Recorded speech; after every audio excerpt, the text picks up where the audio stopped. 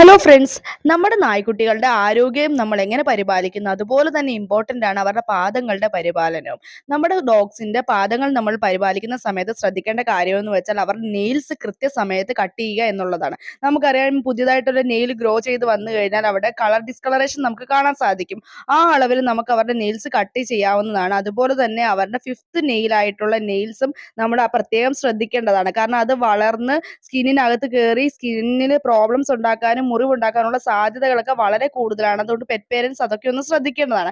പിന്നെ നമ്മൾ ശ്രദ്ധിക്കേണ്ടതെന്ന് പറഞ്ഞാൽ അവരുടെ പോസിന്റെ ഇടയ്ക്കുള്ള രോമങ്ങൾ അതൊക്കെ വൃത്തിയായി വെട്ടി സൂക്ഷിക്കേണ്ടതാണ്. കാരണം അവിടെയൊക്കെ ഒരുപാട് സ്കിൻ ഇൻഫെക്ഷൻ വരാനുള്ള സാധ്യത കൂടുതലാണ്. കൂടുതലായിട്ട് ഈർപ്പത്തിൽ നിൽക്കുന്ന ഡോഗ്സ് ആണെങ്കിൽ അവിടുത്തെ ഹെയർ മാറ്റ് ചെയ്തിട്ട് അവിടെ മുറിവുകളും വ്രണങ്ങളും ഒക്കെ ഉണ്ടാവാനുള്ള സാധ്യത വളരെ കൂടുതലാണ്. പിന്നെ പെറ്റ് പേരൻസ് ശ്രദ്ധിക്കേണ്ട അവരുടെ പോസിന്റെ അടിയിലുള്ള പാഡാണ്, അതായത് പോ പാഡ് എന്ന് പറയുന്നത്.